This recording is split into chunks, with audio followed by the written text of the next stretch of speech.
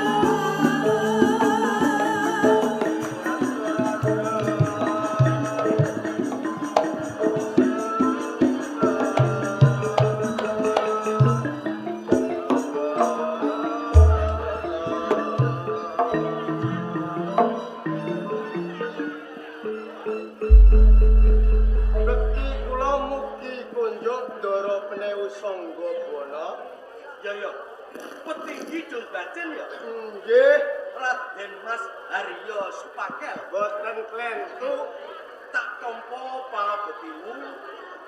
Mung wae puja astunggal sira tampan nama.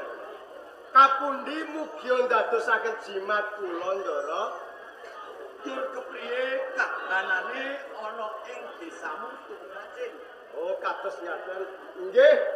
Kepareng kula matur dumateng panjenengan. Menawi atur kula samangke wonten klentunipun, kula nggih nyuwun pangapunten. Ya ora dadi koyo menapa, matur sing adem. Tentreme kepiye? Tentreme mboten wonten maling.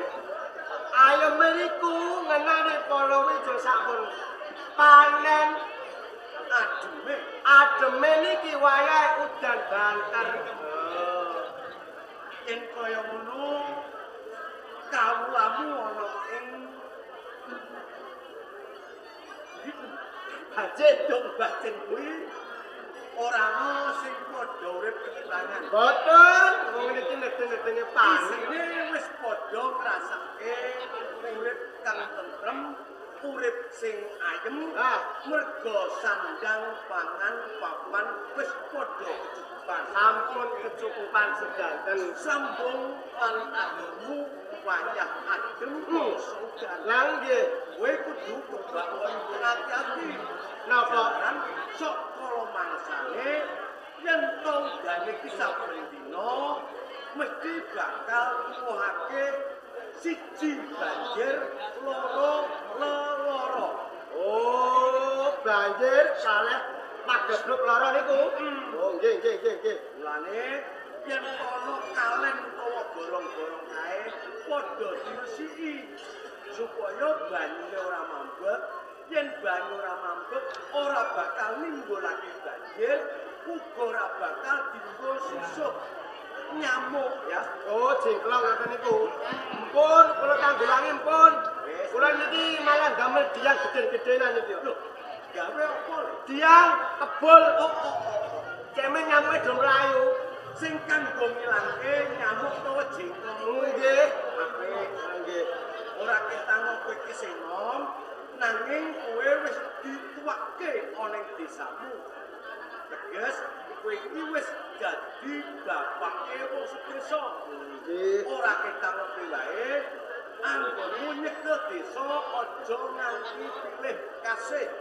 Aja ban cindhe ban silatan.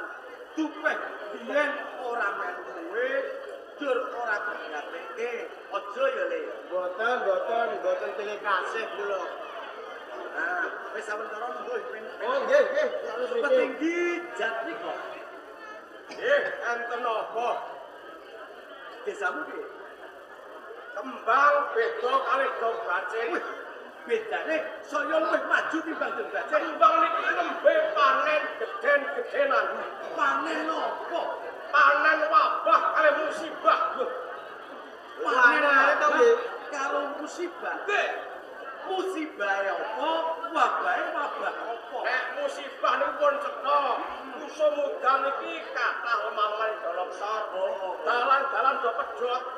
Namun wabah niku wayah panen pari. Parine diret kalih tikus-tikus niku. Lah niku Iki pancen wis dadi penggalian. Wis tak pikir. Yen to nang pradesan omong terus mongso dan lemah sing longsor iki janjane sing salah kuwi dudu alame nanging menungsane lho mergo menungsane kurang ing hati-hati dasare apa dasare pripun ana alas padha dibabati wit sing gedhe padha ditegori mongko wit-wit gedhe kae yen tono dan kuwi bisa kanggo tanggon banyu supaya lemah ora longsor. Lah yen padha nebang kayu sak geleme dhewe ya kaya ngene iki tumbune malah bisa dadi bencana. oh niku jenenge pripun? Lah nek boten enten yang nebang kayu sing gedhe lho nggih nyambung urip napa? Contone kados pendopo niki riyen sing nebang kula. Kula colong kula setorke jenengan ngoten kok damel pendopo niki rak kula sing nyolong. Ngono ya bisa. Ning jroning kowe nebang kayu ning alas, kowe rak ya kudu bisa milih-milih. Sing wanci ditebang, ayo padha ditebang. Sing urung wayah ditebang aja ditebang. Nah, nek nebang nggih milih sing gedhe regane larang kok cilik nggih napa? Nah, wong jeneng alas kuwi ana sing duwe. Kudune sak duwe kowe nebang kuwi rak ya kudu kandha. Aja ndur kowe padha rusak-rucuk ning jero alas ndur kowe nebang sak karepmu dhewe. Iki larangane negara. Wah, ora kudu lapor karo sing duwe lah sing duwe niku maya adoh lah. Sing duwe ya aku. Jenengan. Lho iya to. Ya ampun Sing alasane alas. Sak kiwatenge medine iki penewu sangga. Ya. Nggih, dipun Besok dodol-dodolmu kae dikandani nek nebang kayu aja dirapet dipilih sing gedhe nek ana udan pamrih bisa kanggo tanggon banyu nggih. Ora ngene boten nebang kayu kula perlu nebang pring mawon. Oh ya, aku ta melomah. oh iya nah saiki ngene anakku Jawa Gede kula kowe iki putrane Rama besok tak bolo-bolo tak gagang-gagang sing bakal genteni Rama Kalaputra Rama wis ora kuat gang ngembat minangka penelu ning gedhinge. Siramu wis tak perintah gedulan saring lek. Apa wis kok tindake? Keparang matur Pak. Dawuh panjenengan sampun tuwa istana. Sinaosa wekdal menika kula dereng ono nanging kula tasih budaya kangge nyemenaken Kanjeng Rama. Ya.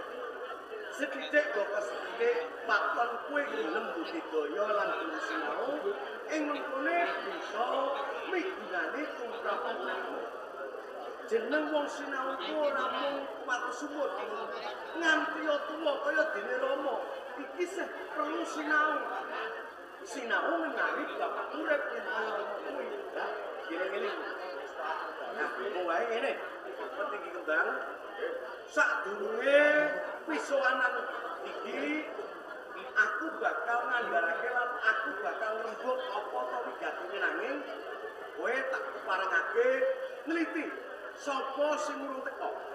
Nah, jenengan niku ampun etok-etok tenan. Jane kula niki pun gregetem pun ganggu. Seksara boten enten hukum kula beneran petel kula petel.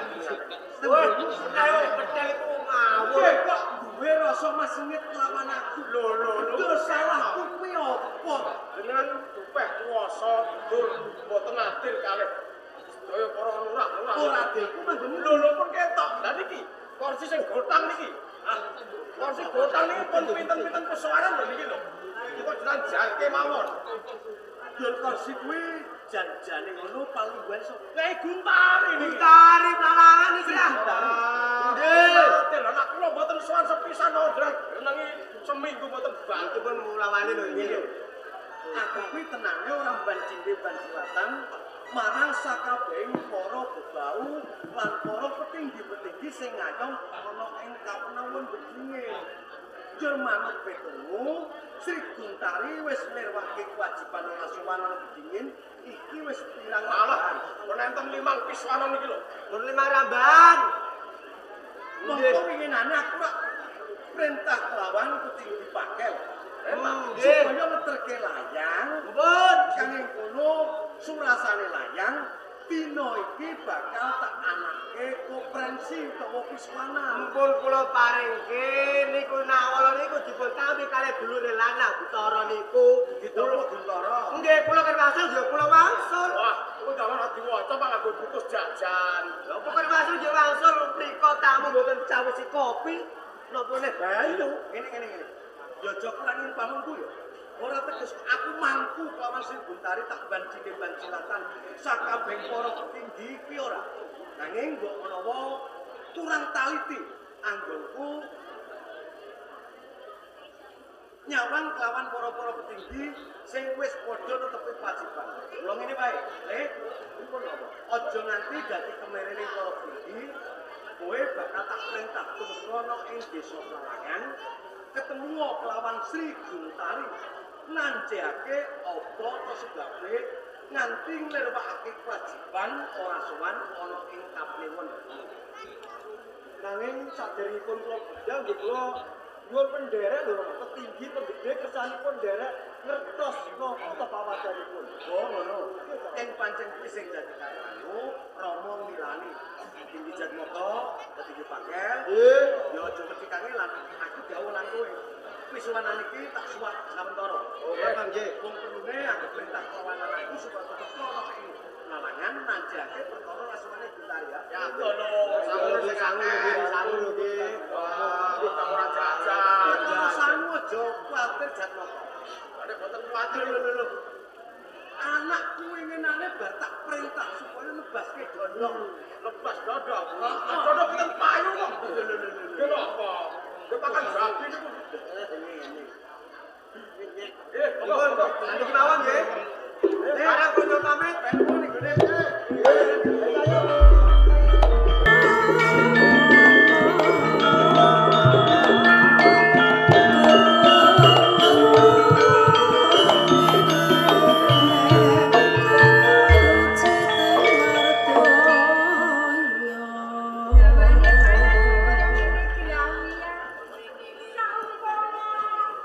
Joko Trowon kuwi cedhak karo aku mindhah iku sing ati. Coba rino lan alasan aku kuwi yen dina ora doyan mangan. Yen bengi atiku wong kisian ra iso turu mergo mikirno karo Joko Prawono. Bocah kok lho baguse kaya ngono. Saumpama besok aku kelakon dadi bojone Joko Prawono, bejo kemayangan tenan. Lho, nek gandeng-gandeng kae ya Joko Prawono. Aku sing tuanya. Lho,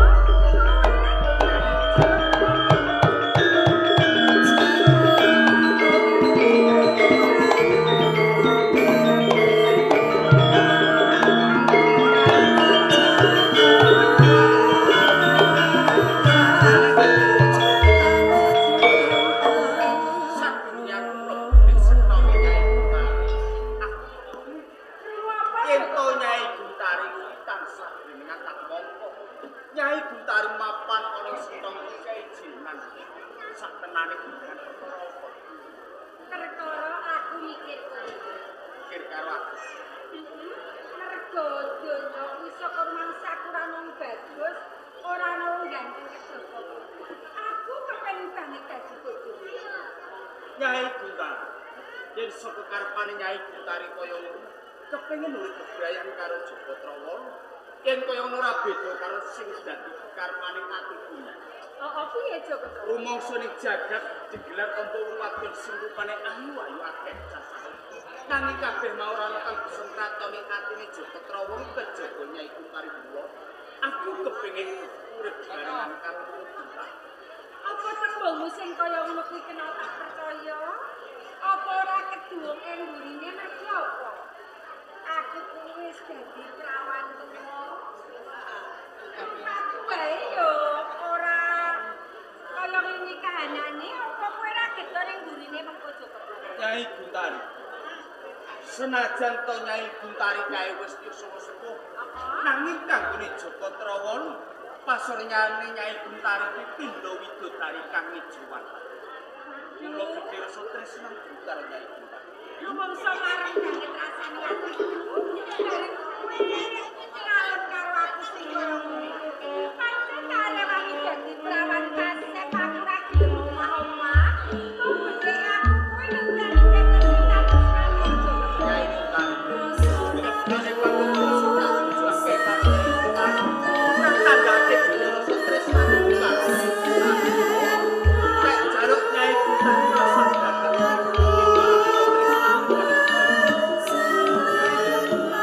Ing papan kene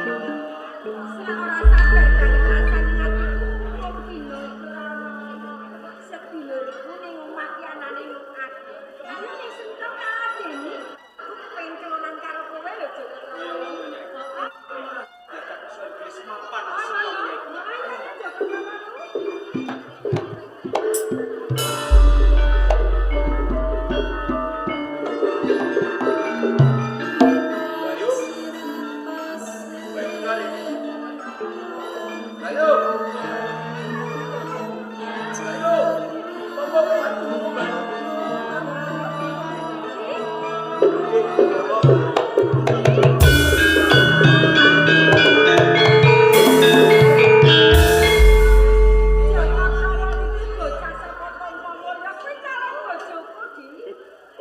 menika pun aneh-aneh. Lho kok aneh-aneh kuwi? Lah nggih to. Heeh, aku mau tulis sengkana karo Joko Trowolu iki.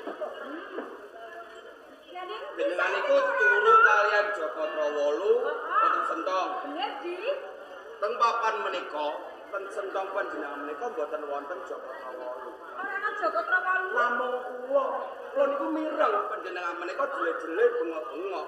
Dur kula menika wonten lebet Sentong panjenengan. Lho, cilaka kok tegese aku mau ngimpi menapa piye?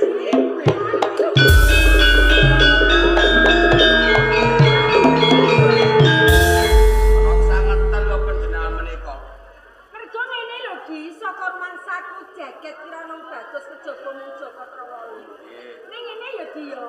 Ipun, Mbak. Senajan to aku mau wong iki, mongko wis kebacut tresna aku kuwi karo Joko Trowolu, aku njaluk tulung karo kowe. Kados pundi, Mbak? Golek ana Joko Trowolu nganti ketemu. Kula ngertos sepinten gedhe panjenengan tresna kalian Joko Trowolu. Bener Di? Kepati-pati panjenengan menika tresna. Kula ajeng madosi Joko Trowolu. Nanging kedahipun panjenengan menika lumut. Kene bab apa kuwi Di? Panjenengan menika rak tasih saka guru penggede wonten penewon bedingin. Gitu. Awit panjenengan menika dereng nate suwan wonten ing penewon bedingin. Kula candra menika sampun wonten gangsal pisuwanan panjenengan menika boten suwan.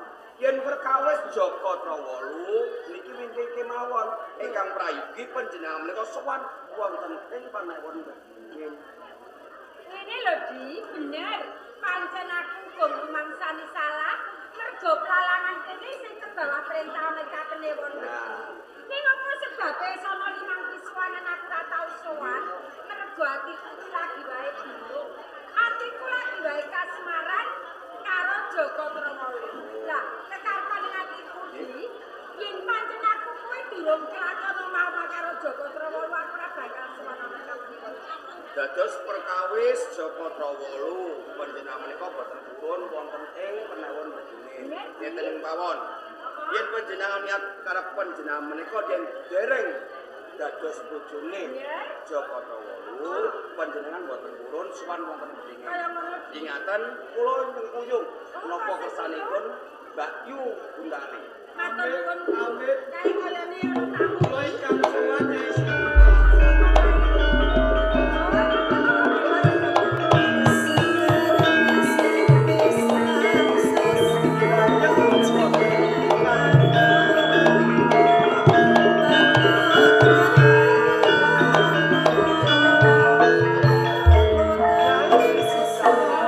Mas Joko Klinting.